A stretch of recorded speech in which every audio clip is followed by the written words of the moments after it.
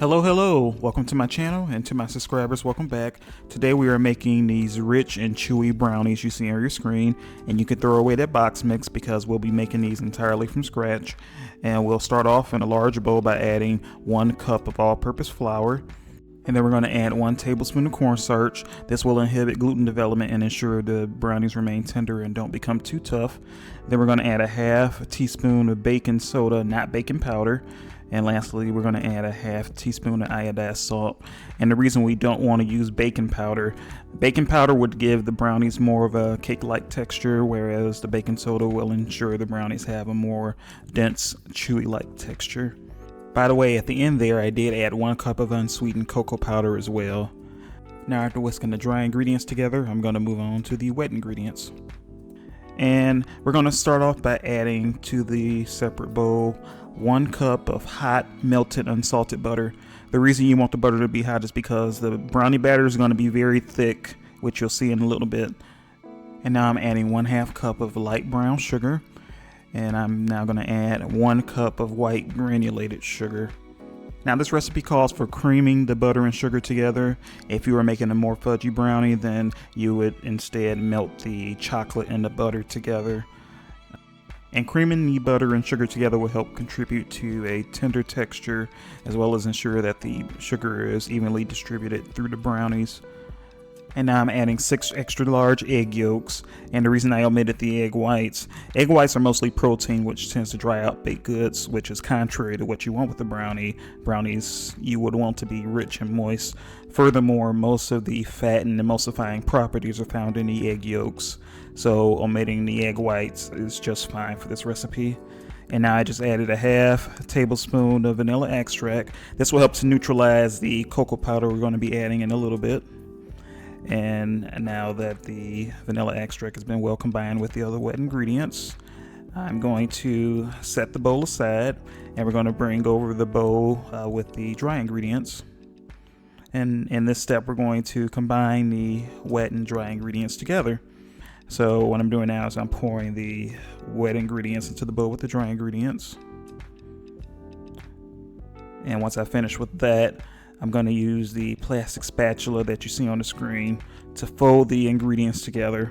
And I'm only going to fold the ingredients until they're just combined. And the reason why is if you were to overmix the batter, as usual with baked goods, it will lead to a ton of gluten development, which will give the brownies a very tough texture. So as discussed earlier, you can see on the screen how thick that brownie batter is. And this is why I recommend using hot melted butter for this recipe. The hot melted butter will make it easier to handle the brownie batter once it reaches this stage. And now that the brownie batter is done, I'm going to proceed with adding it to my cake pan. And I'm using the 9x9 cake pan in this video. And I'm going to grease the cake pan. I'm using cooking spray to grease the cake pan. You can also use oil or butter to grease the cake pan as well. And you want to grease it generously, as this will prevent the brownie batter from sticking as it bakes in the oven. If you have parchment paper, you can use parchment paper as a substitute as well. Alright, so I'm going to ease that brownie batter into the pan, and you can see in the video how thick that brownie batter is. So this step in the process is going to take a bit of time. So I would say pack your patience as you add this batter into the pan. So I skipped ahead a bit in the video, and now I'm adding the last of the brownie batter to the pan. Now for those who may be wondering, the reason why the batter is so thick is because of the amount of flour that we used. That being said, the benefit of a thick brownie batter is that once we place it in the oven, it will firm up a lot easier under the heat versus if we were to use a thin brownie batter. So now what I'm doing is using the plastic spatula to spread the batter into one even layer. It will almost be like you're adding icing onto cake. That's what it will feel like. So now that I've finished spreading around the brownie batter in the pan, I'm going to place it into the oven. And I preheated my oven to 350 degrees Fahrenheit. And for this recipe, you're going to bake the brownie batter for 25 to 30 minutes. And now that it's done, I've removed it from the oven, and we're just going to allow it to cool. That said, we're still not quite done yet. There's one more trick that I want to show you, because I know all of us have struggled with trying to cut the brownies out of this pan that you see on the screen. So what I like to do is this. So I have a knife in my hand. What I'm doing is I'm taking the knife and sliding it around the edges of the brownie inside the pan, and to ensure that it's not sticking to the pan. And once I finish with that, what I'm going to do first, I have parchment paper on my butcher block. I'm going to place it on top of the brownie pan and then flip it over, and then watch what happens here. I'm going to grab the sides of the pan and slowly lift it up, and voila, there it is. It is obviously much easier to cut in this position, and we don't have to fight with the pan to try to scoop the brownies out of it.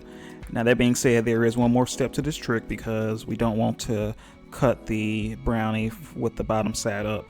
So what I'm going to do is grab one of my chop mats, and I'm going to place it on top of the brownie with another sheet of parchment paper, and I'm going to flip it over once more.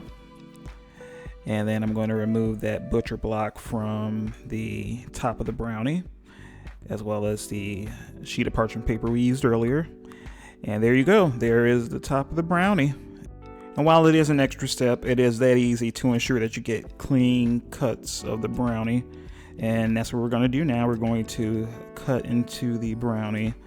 And in this video, what I'm doing is I'm cutting the brownie into 9 even pieces, and I'm just going to cut it one more time, both vertically and then horizontally.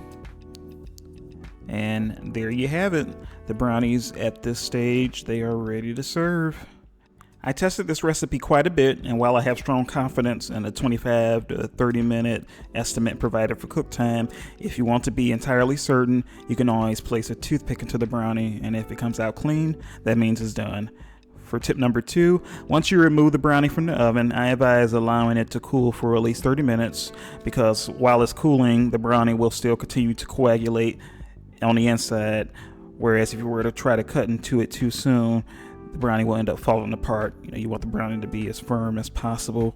And lastly, I know there are some recipes that call for adding walnuts or even chocolate chips to the brownies. Me personally, I'm not a fan of those extra items in my brownies, so I opted to leave them out of this recipe. That being said, if you choose to make this recipe, you can certainly add those extra items at your leisure. It's entirely up to you. That being said, I hope you enjoyed this video. If you would like to see more of these recipes, please like, share, and subscribe. And as always, thanks for watching.